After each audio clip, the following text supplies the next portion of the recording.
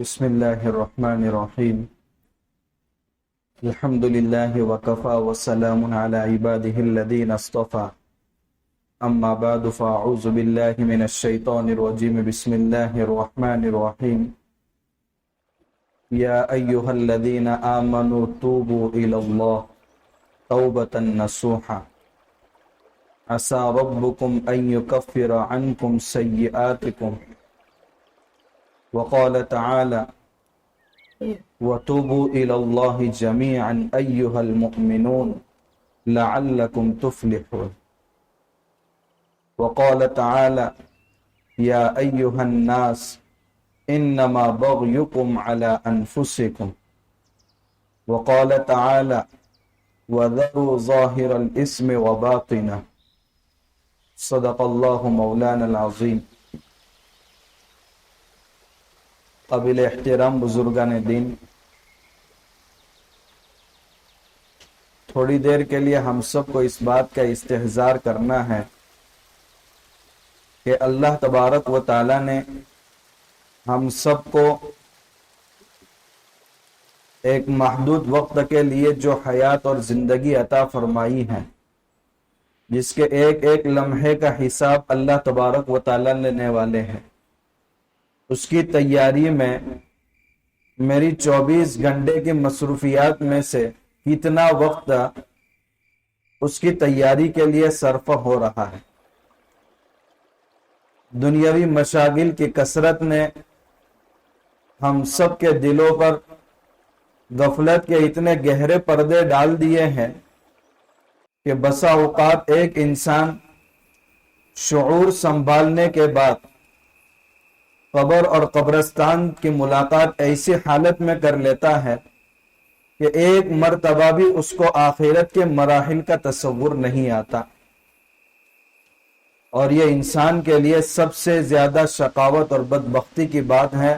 اللہم احفظنا من، اللہ ہم سب کی اس سے حفاظت فرمائے۔ اور اللہ کے کچھ بندے ایسے ہیں جن کے دلوں پر ہمیشہ اللہ کی خشیت، اللہ کی عظمت، اللہ کے استحضار کا ایک حال طاری رہتا ہے۔ ہر معاملے سے پہلے وہ سوچتے ہیں کہ میں اللہ کو اس کا جواب دے سکوں گا یا نہیں دے سکوں گا۔ اللہ ہم سب کو ان بندوں کے اندر شامل فرمائے۔ اور ہمارا حال یہ ہے کہ کبھی غفلت اور کبھی جوش، یہ دونوں حالتیں عام انسانوں پر طاری ہوتی رہتی ہیں، لیکن غفلت کو دور کرنے کے لیے اور اللہ تبارک و تعالیٰ کی ذات سے اپنے تعلقات کو مضبوط کرنے کے لیے سب سے بنیادی چیز اپنے آپ کو گناہوں سے بچانا۔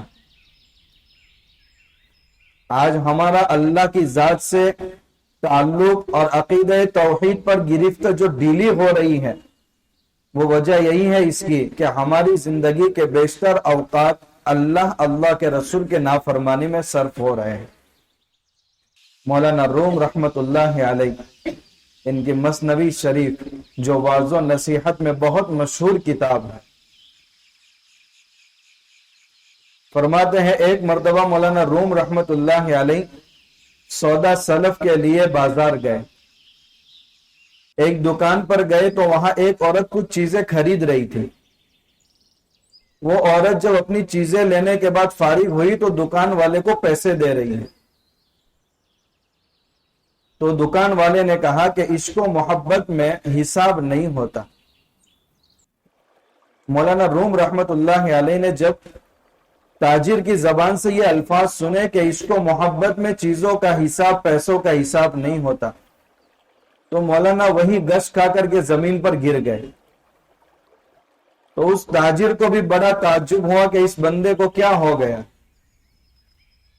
تو جب افاقہ ہوا اور حضرت سے پوچھا تو حضرت نے فرمایا کہ میں نے عجیب بات آپ کی زبان سے سنی، تم دونوں کے درمیان ایک ایسا تعلق اتنا مضبوط ہو گیا کہ اس مضبوط تعلق کی بنا پر تم یہ کہہ رہے ہیں کہ عشق و محبت میں حساب کا حساب،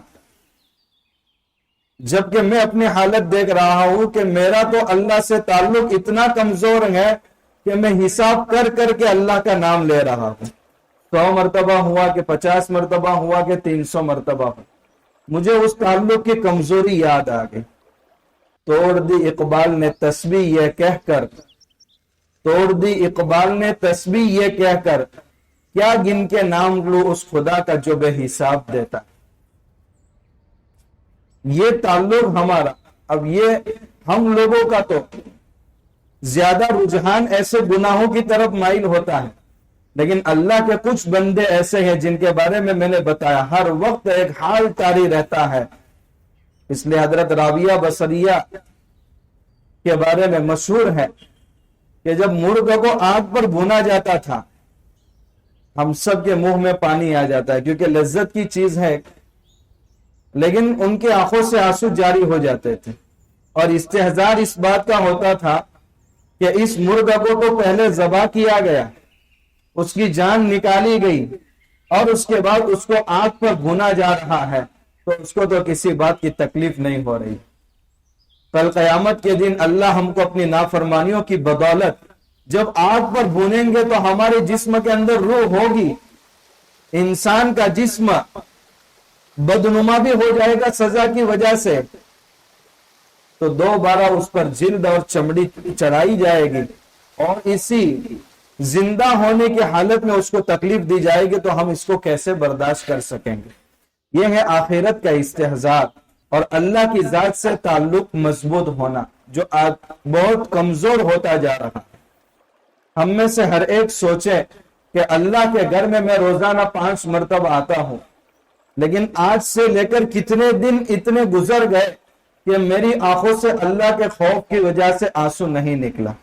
بے شک کئی مہینے ہو گئے ہوں گے کہ کئی سال ہو گئے ہوں گے۔ اس کی مثال ایسی ہے، ایک آدمی جو بزنس مین ہے، بڑی مقدار میں مال سامان لے کر کے آؤٹ آف کنٹری گیا، کیوں؟ اس کو فروخت کرنا ہے اور بہترین نفع کمانا ہے۔ اتنا سارا سامان لے جانے کے بعد اس نے وہاں دیکھا کہ شاندار کھیل کے میدان ہے، رقص و سرود کی محفلیں قائم ہو رہی ہے، نائٹ کلب ہے، تو اس نے وہاں کی رنگ ریلیاں دیکھنے کے بعد وہ سارا مال بجائے اس کے کہ اس کو فروخت کر کے نفع کماتا، اسی میں اس کو ضائع کر دیا، اور جب گھر لوٹنے کا وقت آیا تو چیز آئے کہ وہ نفع لے کر لوٹا، اصل سرمایہ بھی اس کے پاس نہیں ہے۔ اللہ تبارک و تعالیٰ نے اس دنیا کے اندر ہم کو بھیجا ہے کہ زندگی کی ایک ایک لمحے کو آخرت کی تیاری کے اندر لگا کر کے آخرت کو بہتر سے بہترین بنائے، مگر ہم مکان بنانے میں، ایک دوسرے سے آگے بڑھنے میں، ایک دوسرے سے زیادہ عیش و عشرت حاصل کرنے میں، ایک دوسرے سے زیادہ شاندار مکان بنانے میں، دنیا کی رنگینیوں میں اسے الجھ گئے کہ کبھی آخرت کی تیاری تک کا تصور نہیں آیا۔ تو سب سے بنیادی بات کہ اللہ کی ذات سے ہمارا جو کنیکشن دن بدن کمزور ہوتا جا رہا ہے، اس کا بنیادی سبب کہ ہم اپنے آپ کو گناہوں سے بچانے کی جتنی کوشش کرنی چاہیے اتنی نہیں کر پا رہے۔ وَذَرُوا ظَاهِرَ الْإِثْمِ وَبَاطِنَهُ، ایک چھوٹی سی آیت ہے، لیکن اللہ تعالیٰ نے کتنے نقصانوں سے اس پر عمل کرنے والے کو محفوظ رکھتے ہیں۔ تم اپنے آپ کو ظاہری گناہ سے بھی بچاؤ اور باطنی گناہ سے بھی بچاؤ۔ ایک بزرگ کے دل پر اللہ تعالیٰ نے القاء فرمایا کہ میرے بندوں کو ذرا یہ بتا دیجیے کہ تم گناہ کرنے کے واسطے اپنے دروازے مخلوقات پر تو بند کر لیتے ہو، لیکن مجھے بھی اتنا کمزور سمجھتے ہو کہ کبھی میری ذات کا استحضار بھی نہیں آتا کہ میری ذات بھی تم کو ہر وقت دیکھ رہی ہے۔ یستخفون من الناس ولا یستخفون من اللہ وہو معہم، لوگوں سے تو شرم آتی ہے مگر اللہ سے تم شرم محسوس نہیں کرتے، حالانکہ اللہ کی ذات ہر وقت تمہارے ساتھ۔ اس لیے ظاہری گناہوں سے بھی اپنے آپ کو بچانا اور باطنی گناہوں سے بھی اپنے آپ کو بچانا، یہ کام بہت زیادہ مشکل ہے، مگر کوشش کرنے والوں کے لیے کوئی کام مشکل نہیں۔ آج حضرت مولانا ذوالفقار صاحب نقش بندی دامت برکاتہم نے اپنی کتاب میں لکھا ہے، ایک انسان यकीनी तौर पर गुनाहों में मुलव्वस होने के बावजूद भी अपने आप को मुत्तकी समझता है, और अपने भाई के बारे में अगर ये शक हुआ कि शायद गुनाह किया कि नहीं किया, इस शक की बिना पर भी उससे नफरत करने लगता है। हालांकि ये मामला हमें खुद अपनी जात के साथ होना चाहिए। वज़रू ज़ाहिरल इस्मि व बातिन, जाहिरी गुनाहों से भी अपने आप को बचाओ और बातिनी गुनाहों से भी अपने आप को बचाओ। इसकी तदबीर क्या है? एक तदबीर इसकी यह है, हजरत इब्राहिम बिन अदहम रहमतुल्लाह अलैह, उनके पास एक नौजवान आया। रिवायत में है कि एक मर्तबा हुजूर के पास एक नौजवान आया और आकर कह रहा, या रसूल अल्लाह, मुझे जिना करने की इजाजत दीजिए। अब हम में से कोई होता तो, अरे अल्लाह के घर में बैठकर क्या बात कर रहे, तुझे शर्म भी आती है कि नहीं? लेकिन अल्लाह के नबी सल्लल्लाहु अलैहि वसल्लम प्यार मोहब्बत से उसको समझा, उसके सर पर हाथ रखा, आपने उसके लिए दुआ फरमाई और प्यार मोहब्बत से उसको समझाया।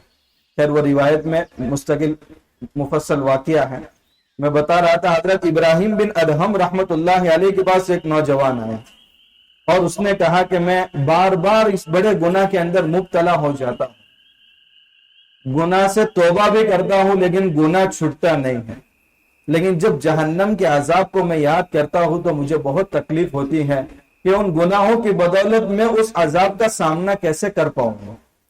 तो आप मुझे ऐसी तजवीज बता दीजिए कि गुनाह भी करता रहो और अजाब से बच भी जाऊं।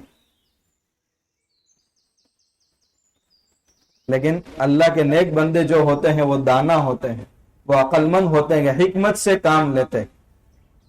इन्होंने फरमाया, अल्लाह के बंदे, एक तजवीज में बताता हूं, तुझे गुनाह करना है तो गुनाह भी कर और अजाब से बच जाएगा।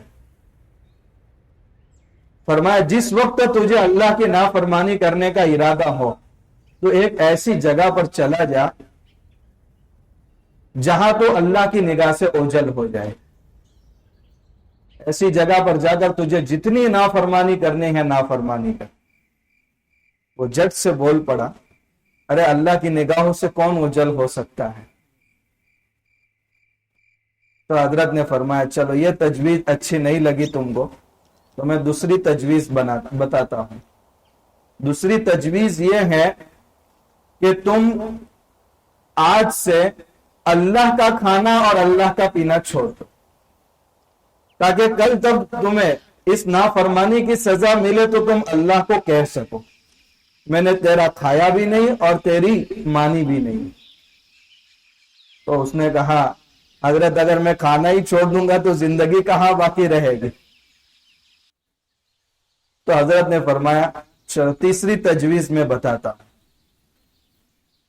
हजरत ने फरमाया, देखिए आसमान और जमीन ये अल्लाह की मिल्कियत है और उसका बादशाह अल्लाह है, और बादशाह की नाफरमानी उसकी सल्तनत में रहकर मुनासिब नहीं। लिहाजा जब अल्लाह की नाफरमानी और गुनाह करने का इरादा हो तो उसकी सल्तनत से निकल जाओ। इन इस्तताअतुम अन तनफुजू मिन अक़तारिस समावाति वल अर्द फनफुजू ला तनफुजून इल्ला बिसुल्तान। अगर आसमान और जमीन को भी पार कर सकते हो तो उस जगह पर चले जाओ, मगर तुम कभी नहीं जा सकते इल्ला बिसुल्तान, मगर अल्लाह की मदद अगर शामिल हाल हो जाए तो इंसान आसमानों को भी पार कर सकता है। दूसरी बहस में हम चले जाएंगे। अल्लाह के नबी सल्लल्लाहु अलैहि वसल्लम के साथ जब अल्लाह की ताकत मेराज के मौके पर साथ हुई तो अब सातों आसमान को पार करके सिदरतुल मुंतहा, वहां से अर्श और जन्नत और जहन्नम का मुआयना आपने किया।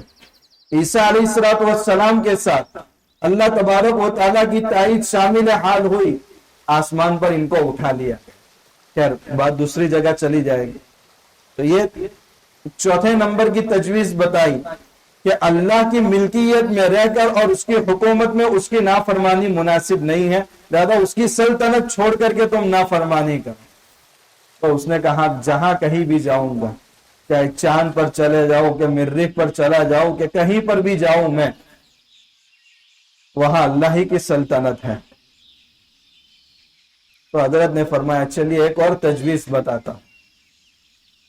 जिस वक्त मौत का फरिश्ता तुम्हारे पास आ जाए, नाफरमानी करनी है इतनी करो, لیکن جب موت کا فرشتہ آ جائے تو ملک الموت سے کہنا آپ تھوڑی دیر ویٹ کیجئے، میں توبہ کر لیتا ہوں، پھر میری جان نکال۔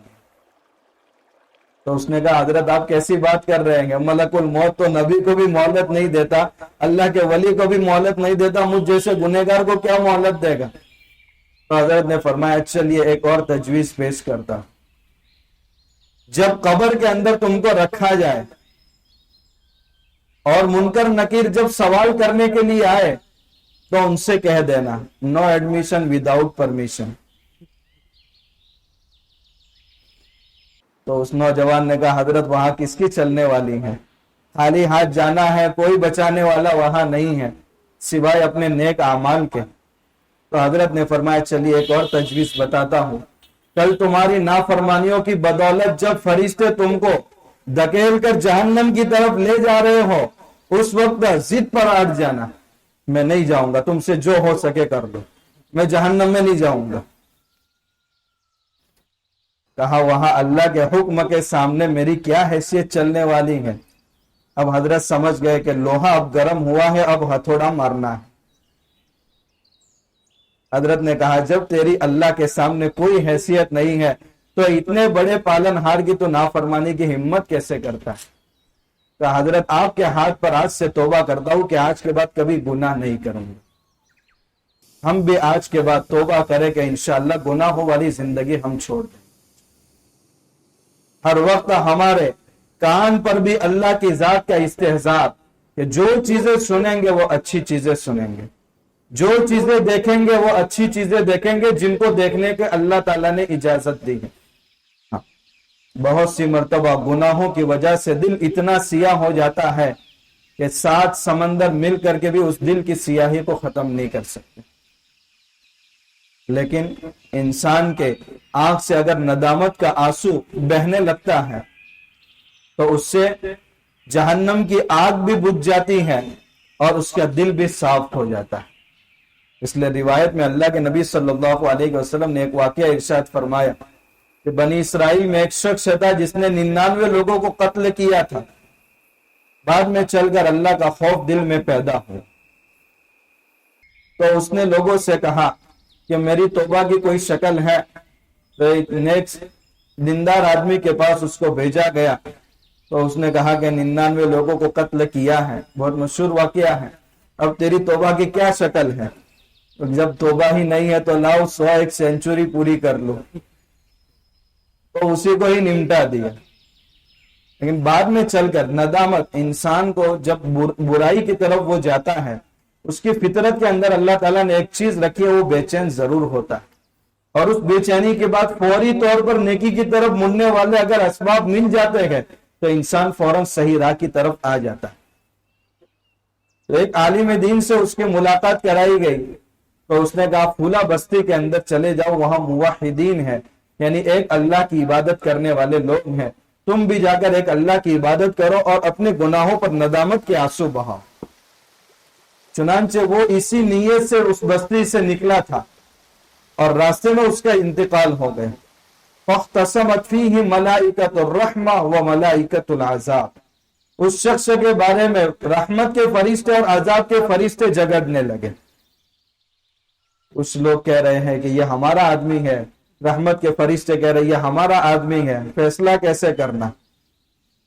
تو اللہ تعالیٰ نے ان فرشتوں سے کہا جس بستی سے یہ نکلا ہے اور جہاں تک پہنچا ہے وہاں کی مسافت ماپی جائے، اور جہاں پہنچا ہے اور جہاں توبہ کی بستی تک وہ جا رہا تھا وہاں کی مسافت ماپی جائے، جس علاقے سے وہ زیادہ قریب ہے وہاں کے فرشتے اس کے ساتھ وہ معاملہ کریں۔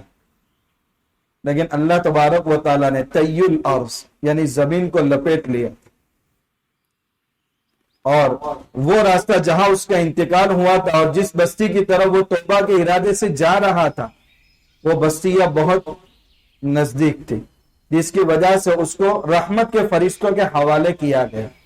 تو جب اللہ تبارک و تعالیٰ اتنے بڑے گنہگار انسان کو معاف کر سکتے ہیں تو لا تقنطوا من رحمت اللہ، اللہ کی رحمت سے ہمیں مایوس ہونے کی ضرورت نہیں ہے۔ ان اللہ یغفر الذنوب جميعا، اللہ تمہارے تمام گناہوں کو معاف کرنے کے لیے تیار ہے۔ دنیا میں ایک انسان دوسرے انسان کا مجرم بن جاتا ہے اور اس کے خلاف مقدمہ دائر کرتا ہے تو پولیس تلاش کرتی ہے کہ اس مجرم کو پکڑ کر جیل کی کوٹڑی میں بند کر دیا جائے. یہاں اللہ تعالیٰ ان بندوں کو بلا رہے ہیں، تم آ جاؤ اور میرے دربار میں آ کر کے میرے سامنے معافی مانگو.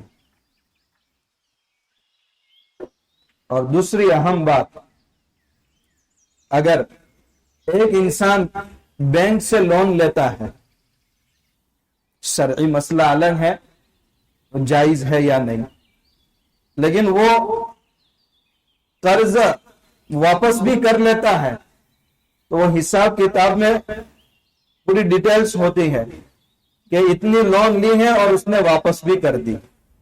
لیکن جب ایک گنہگار بندہ اللہ کے سامنے ندامت کے آنسو بہاتا ہے، اللہ تعالیٰ اس کے نامہ اعمال سے اس گناہ کا تذکرہ ہی مٹا دیتے ہیں تاکہ کل قیامت کے دن اس کو جنت میں داخل کیا جائے تو نامہ اعمال کے ساتھ ہی داخل کیا جائے. اگر اس میں اس گناہ کا تذکرہ ہوگا، چاہے نیچے یہ بھی لکھا ہوا ہو کہ ہم نے اس کو معاف کر دیا تھا، لیکن اس وقت انسان کو شرمندگی ہو کہ اللہ تعالیٰ اتنی بڑی نعمتوں میں مجھے داخل کر رہا ہے تو میں کیسے اس کی نافرمانی کر لیا تھا، تو وہ شرمندگی نہ ہو، وہ ندامت نہ ہو، تو اللہ تبارک و تعالیٰ اس گناہ کو بھی مٹا دیتے ہیں. اس لیے ہم سب کو اس وقت اللہ کی ذات کے ساتھ اپنے تعلق کو مضبوط کرنے کی ضرورت ہے. آخرت کے مراحل کا استحضار، انسان اگر اپنے بیٹوں کی شادی ہو گئی، اچھا مکان بن گیا تو انسان مطمئن ہو جاتا ہے کہ عافیت کی زندگی گزر رہی. یہ اصل مسائل حل نہیں ہوئے، یہ عارضی طور پر مسائل حل ہوئے. قبر میں جہاں ہم سب کو اکیلے سونا ہے، اور صحابہ کرام میں وہ حضرات حقیقی ٹھکانوں کی جن کی پوری تیاری تھی، اس کے باوجود بھی وہ قبر کے قریب بیٹھ کر کے اتنا روتے تھے کہ اس منزل سے میں کیسے گزر پاؤں گا. لیکن آج کئی مرتبہ قبرستان میں جا کر اپنے آخری ٹھکانے کو دیکھنے کے بعد بھی کبھی اس کا استحضار نہیں ہوتا. اپنے کندھوں پر اپنوں کو ہی کتنے لوگوں کو ہم نے کندھا دیا اور دفنایا ہے، لیکن اس کے باوجود بھی دل یہ کہتا ہے وہ معاملہ اس کے ساتھ ہوا ہے، اٹیک اس کو آیا ہے، اچانک کی موت اس کو ہوئی ہے. ہم سب کے ساتھ ابھی یہ ہونے والا نہیں ہے. ابھی تو ہم جوان ہیں، ابھی تو زندگی کے کتنے سال باقی ہیں، لیکن نہیں معلوم کہ کب کس کے ساتھ کیا ہو جائے. ہم سب اپنی آنکھوں سے اس وقت دیکھ رہے ہیں. اس لیے ہماری زندگی کے جو لمحات ہیں ان کو آخرت کی تیاری کے اندر ہمیں صرف کرنا ہے. ایک بااصول انسان بن کر کے ہم کو زندگی گزارنا. ایسا نہ ہو کہ صبح گھر سے نکل رہے ہیں، شام کو واپس آ رہے، کھا رہے، پی رہے، سو رہے ہیں اور اسی حالت میں دنیا سے جا رہے ہیں. نہیں، اس وقت موسم سرما شروع ہو رہا ہے، سردی کا موسم شروع ہو رہا ہے، راتیں لمبی ہیں، دن چھوٹا ہے. اللہ تعالیٰ توفیق دے تو دن میں روزہ رکھ کر کے گزارے اور رات میں بھی ہمارا ایک نظام الاوقات بن جائے، کیونکہ اتنی لمبی رات ہے. عشاء کی نماز بہت پہلے ہو جاتی اور فجر کی نماز تقریباً اب 6 بجے ان قریب ہو جائے. کتنے گھنٹے ہم کو ملتے ہیں. اللہ کے نبی صلی اللہ علیہ وسلم رات کے 3 حصے قیام اللیل میں گزار رہے ہیں اور ہمارے لیے 2 رکعت یا 4 رکعت پڑھنا مشکل، بلکہ بسا اوقات اتنی لمبی رات ہونے کے باوجود فجر کی نمازیں ہماری چھوٹ رہی. اللہ ہم سب کی حفاظت فرمائے. ہم ایک اصول کے ساتھ زندگی گزارے، 24 گھنٹے میں سے 10 گھنٹے حلال کمائی میں صرف ہو رہے ہیں تو باقی 14 گھنٹوں کا حساب کہاں؟ حاسبوا قبل ان تحاسبوا. تم اپنا حساب دنیا کے اندر ہی لیتے رہو قبل اس کے کہ تمہارا آخرت میں حساب لیا جائے. تم باقی 14 گھنٹوں کا حساب کر کے نظام الاوقات بناؤ. مجھے صبح اتنے بجے اٹھنا ہے، اللہ کے سامنے مجھے 4 رکعت پڑھ کر کے اللہ سے بات کرنی ہے. میری زندگی کے 40 سال گزر گئے ہیں، اب موت کے سارے آثار میرے سامنے اب ظاہر ہو چکے ہیں، تو مجھے اس کی تیاری کے لیے صبح وقت یہ پورے اخلاص کا وقت ہوتا ہے. ایک بندہ رات کے وقت میں کھڑا ہے، اللہ کے سامنے کھڑا ہے، کوئی دیکھنے والا نہیں ہے. یہ ایسا عمل ہے کہ جس کے خلوص میں رتی برابر ریاکاری کی ملاوٹ نہیں. اس لیے عبداللہ بن سلام رضی اللہ تعالیٰ عنہ جو یہودی تھے اور انہوں نے اسلام قبول کیا تھا، فرماتے تھے کہ میں نے سب سے پہلی اللہ کے نبی صلی اللہ علیہ وسلم سے جو حدیث سنی تھی وہ حدیث یہی تھی، افشوا السلام، سلام کو خوب عام کرو۔ اس تعلق سے ہمارے درمیان بھی بہت غفلت پائی جاتی، پورے محلے کے اندر نہیں، اپنے گھر کے اندر اگر سلامتی کو، بیماریوں سے، آنے والی مصیبتوں سے، خارجی اثرات سے اگر اپنے گھر کو بچانا ہے، گھر میں داخل ہوتے ہی فوراً سلام کا۔ ہمارا سلام اخلاص والا سلام ہے۔ سلام کا مطلب اللہ میری فیملی کو تو سلامت رکھ، السلام علیکم، تم پر اللہ کی طرف سے سلامتی ہو۔ یہ کتنا بہترین اسلام کا نظام ہے۔ اس کے مقابل اب غیروں کا طریقہ دیکھیے، صبح کے وقت اگر کسی کو اچھی دعا دینی ہے تو کیا دیتا ہے؟ گڈ مارننگ، یعنی تیری صبح اچھی ہو، دوپہر اور شام تو ستیہ ناش ہو۔ تو وہ جامعیت انگریزی میں نہیں ہے جو جامعیت عربی کے اندر ہے۔ السلام علیکم، تم پر سلامتی ہو ہر وقت اور موت تک۔ اگر یہ رواج اگر ہم اپنے بھائیوں کے درمیان شروع کریں، سارے جھگڑے اور ساری نفرتیں ختم ہو جائیں۔ ایک معمولی بات ہے لیکن اس کے ذریعے ہم کتنی تباہی سے بچ جاتے ہیں۔ اگر ہماری فیملی کو ہمیں طرح طرح کے مصائب سے محفوظ رکھنا ہے، گھر میں داخل ہوتے ہی آپ سلام رکھیں، افشوا السلام وَأَطْعِمُوا الطَّعَامَ، اور لوگوں کو کھانا کھلاؤ۔ اس معاملے میں الحمدللہ ہمارے شولاپور والے پیچھے نہیں ہیں۔ گھر میں بچہ پیدا ہوا کہ وہاں سے لے کر مرنے کے 40 دن تک، بلکہ برسی تک وہ کھانے کا سلسلہ چالو ہے۔ اس لیے اس پر تو عمل ہو رہا ہے۔ لیکن تیسری چیز جو الحمدللہ ہم سردی کے موسم میں کر سکتے ہیں، وَصَلُّوا بِاللَّيْلِ وَالنَّاسُ نِيَامٌ، رات میں نماز پڑھو اس حالت میں کہ لوگ سو رہے۔ تہجد کا ارادہ کرو، انشاءاللہ فجر کے اول وقت میں تکبیر تحریمہ کے ساتھ توفیق ملے گی۔ اور پتہ نہیں زندگی کے کتنے دن باقی ہیں، کبھی 24 گھنٹے میں ایسا وقت تو آنا چاہیے، میں اور میرا خدا، میں اور میرا خدا۔ مصیبتیں اگر لمبی ہوتی جا رہی ہے، سجدہ لمبا کرتے جاؤ، مصیبتیں مختصر ہوتی جائیں۔ اس لیے ان راتوں کو ہمیں غنیمت سمجھنا ہے۔ دوسری بات مجھے اس وقت آپ کے سامنے یہ رکھنی ہے، اس وقت ووٹر لسٹ میں ناموں کے اندراج کا سلسلہ چالو ہے، تو ہم سب کو اس وقت بہت زیادہ فکر مند ہونا ہے۔ جمہوری ملک کے اندر ووٹ کی اہمیت سب سے زیادہ ہے، کیونکہ اس سے حکومتیں بنتی بھی ہیں اور حکومت کے تختے اس سے بکھر بھی جاتے ہیں۔ اچھے حکمراں کا انتخاب کرنا اور برے لوگوں کو اقتدار سے بچانا، یہ ووٹ کی طاقت سے ہی ممکن ہے۔ اس لیے اس وقت جو سلسلہ چالو ہے، ہم سب کو بہت زیادہ فکر مند ہونا ہے۔ 2019 میں الیکشن کمیشن کا جو بیان آیا تھا، اس کے مطابق وہ افراد جن کی عمر 18 یا 19 سال ہو چکی ہیں، تعداد کتنی تھی ان کی؟ 3.5 کروڑ، جن کا نام ووٹر لسٹ میں نہیں ہے۔ 2019 کی بات کریں، آسام کے مسلمانوں کا نام اس سے کاٹ بھی دیا گیا، اور اس سے ہماری پراپرٹی پر کیا اثر پڑنے والا ہے، ہماری نسلوں پر کیا اثر پڑنے والا ہے۔ مسلمانوں کی پراپرٹیز کو بچانا بھی ہماری ذمہ داری ہے، کیونکہ سارے دین کے کام مسلمانوں کے مال سے ہی چل رہے ہیں۔ اگر مسلمان ہی اچھا نہیں کمائیں گے تو مساجد کے اخراجات، مدارس کے اخراجات، خانقاہوں کے اور مراکز کے اخراجات اور دینی مدارس اور مکاتب کے نظام کو چلانا بہت مشکل ہو جائے گا، رفاہی کام ٹھپ پڑ جائیں گے۔ تو اس سے کیا کیا اثر پڑنے والے ہم سب جانتے ہیں۔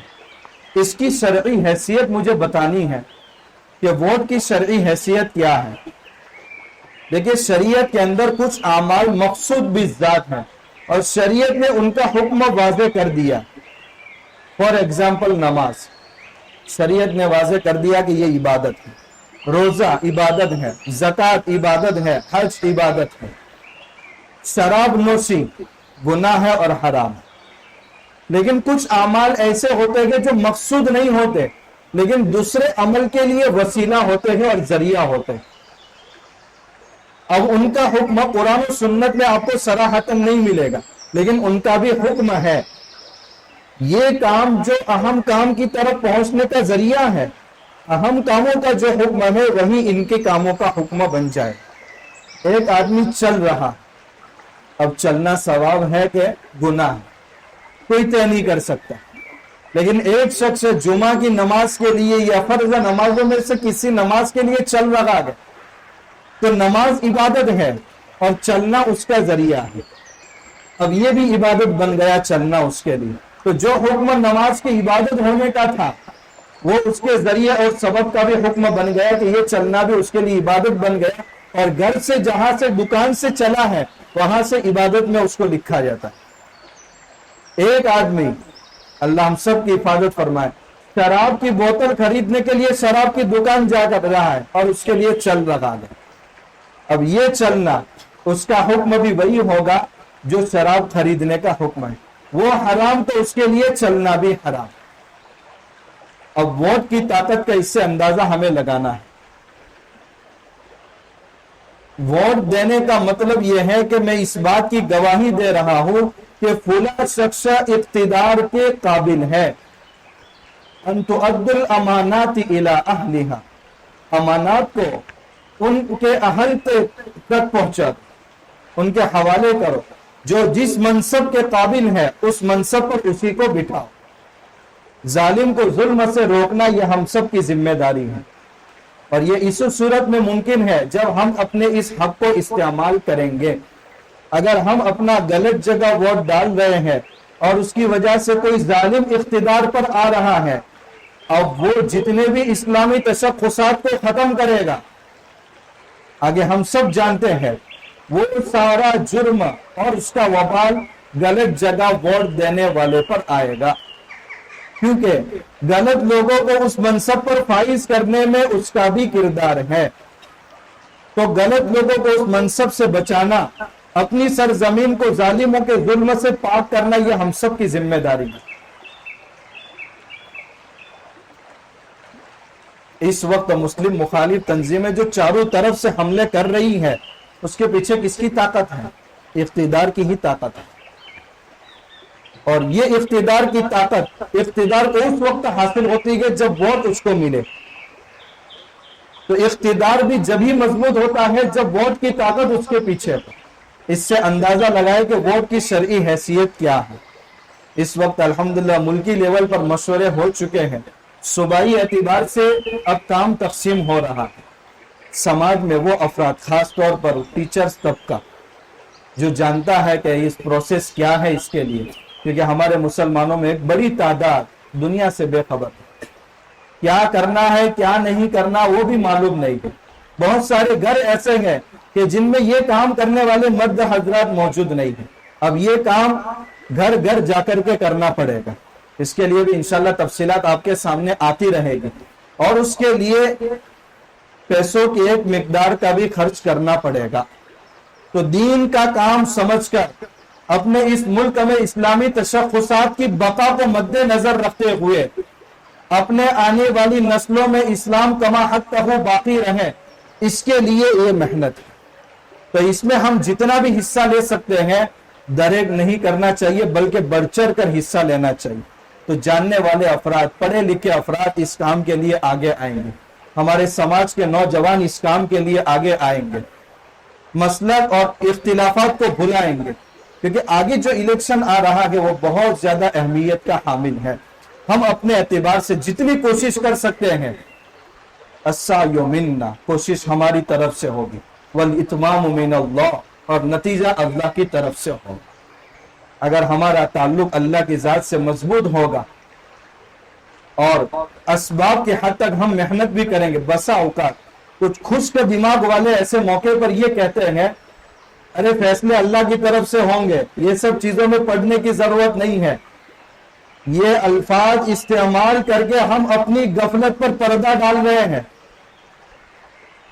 अल्लाह ने दुनिया का निजाम असबाब के तहत चलाया है, और दुनिया में निजाम असबाब के तहत चल रहा है। अगर दुश्मन मेहनत करेगा तो वो भी कामयाब, और अच्छा इंसान मेहनत करेगा तो वो भी कामयाब होगा। ये दुनिया का निजाम है। मन जद्द वजद, जो कोशिश करेगा उसको फल मिलेगा। गलत काम की कोशिश करेंगे तो गलत काम तक पहुंच जाएगा, और अच्छे काम के लिए कोशिश करेंगे तो अच्छे काम का फल भी उसको मिलेगा।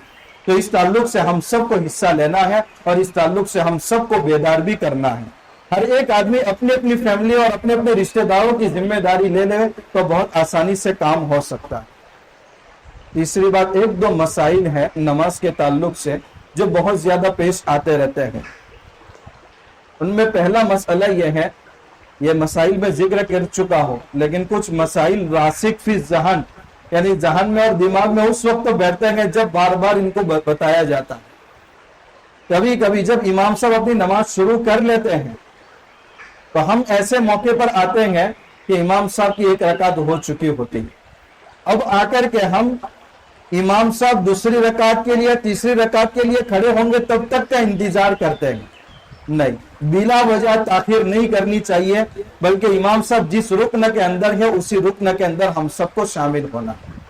دوسرا مسئلہ، جب ہماری رکعت چھوٹ گئی ہے، چاہے ایک چھٹی ہو، دو چھٹی ہو کہ تین چھٹی ہو کہ چار چھٹی ہو، امام صاحب جب آخری قاعدہ کریں گے تو اس قاعدے کے اندر امام صاحب تو اتحیات، درود شریف اور دعائے معصورہ سب پڑھیں گے، لیکن جن کی رکعت چھوٹ گئی ہے ان کو صرف اتحیات پڑھنا اور اتحیات پڑھ کر کے خاموش ہو جانا.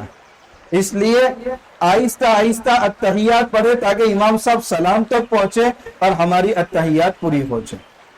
اگر اتحیات پوری ہو جاتی ہے تو دوبارہ پڑھنے، لیکن دعائے معصورہ اور درود شریف نہیں پڑھنا. تیسرا مسئلہ، بہت سی مرتبہ امام صاحب کو پہلی یا دوسری یا تیسری رکعت میں کوئی واجب چھوٹ جاتا ہے تو ان کو سجدہ سہو کرنا ہوتا ہے.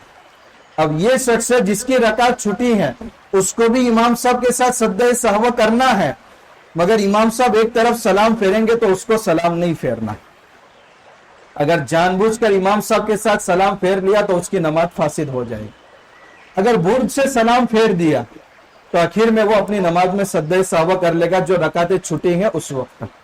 لیکن مسئلہ معلوم نہیں تھا اور سلام پھیر دیا تو مسئلہ معلوم نہ ہونا اللہ کے نزدیک کوئی عذر نہیں ہے، اس سے بھی اس کی نماز فاسد ہو جائے. تو جن حضرات کی رکعت چھوٹ گئی ہے امام صاحب کے ساتھ سجدہ سہو کریں گے، لیکن بغیر سلام پھیرے سجدہ سہو کریں گے. ایک اور مسئلہ، جب امام صاحب سلام پھیر لیں گے تو بسا اوقات یاد نہیں رہتا کہ میری رکعت چھوٹی ہے کہ نہیں چھوٹی ہے، تو امام صاحب کے ساتھ ایک سلام تو مار لیتے ہیں، لیکن پاس والا جب کھڑا ہوتا ہے جب یاد آتا ہے ہاں میری بھی رکعت چھٹی ہے. تو اگر بھول کر سلام پھیرا ہے اور امام صاحب کے سلام پھیرنے کے بعد سلام پھیرا گیا، اور عام طور پر یہی صورت ہوتی، تو یہ بھول کر سلام پھیرا ہے اس سے نماز فاسد نہیں ہوگی، لیکن اخیر میں جا کر کے سجدہ سہو کر لینا. تو اگر بھول کر سلام پھیر دیا ہے تو اخیر میں جا کر سجدہ سہو کر لیں گے. اور ایک مسئلہ ذہن میں آ گیا، بہت سی مرتبہ رکعت چھٹی ہے لیکن تعداد بھول گئے، میری 2 رکعتیں چھٹی ہے کہ 3 رکعتیں چھٹی ہے کہ کتنی چھٹی ہے یاد نہیں ہے. اب ایک رکعت پوری ہونے کے بعد اب کھڑا ہونا ہے کہ بیٹھنا ہے یہ یاد نہیں ہے، تو اب کیا کریں گے؟ پاس والے کو دیکھ کر اندازہ لگا سکتے ہیں کہ نہیں لگا سکتے؟ اس کا جواب یہ ہے کہ لگا سکتے ہیں، لیکن اس کی ابتدا نہیں کرنا کہ وہ رکوع میں جا رہے تو پیچھے پیچھے ہم رکوع میں جا رہے، وہ سجدے میں جا رہے تو ہم پیچھے پیچھے سجدے میں جا رہے. نہیں، صرف اندازہ لگا لینا ہے کہ اس کی میں بھی میرے ساتھ آیا ہے تو میری جتنی رکعتیں چھٹی ہے اس کی بھی اتنی چھٹی ہوگی. اگر اس طریقے سے اندازہ لگایا اور نماز پوری کر لی تو اس کی نماز درست ہو جائے گی. امید ہے کہ یہ آسان مسائل سے سمجھ میں آ گئے ہوں گے، اور بھی جو اہم مسائل ہیں انشاءاللہ وقتاً فوقتاً آپ کے سامنے آتے رہیں گے. جن حضرات کی سنت باقی اور سنت ادا فرمائیں.